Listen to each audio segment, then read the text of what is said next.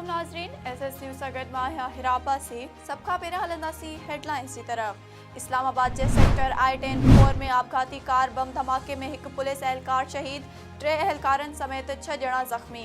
Car में सवार औरत समेत 2 आपघाती बमबार बि मारिजी विया।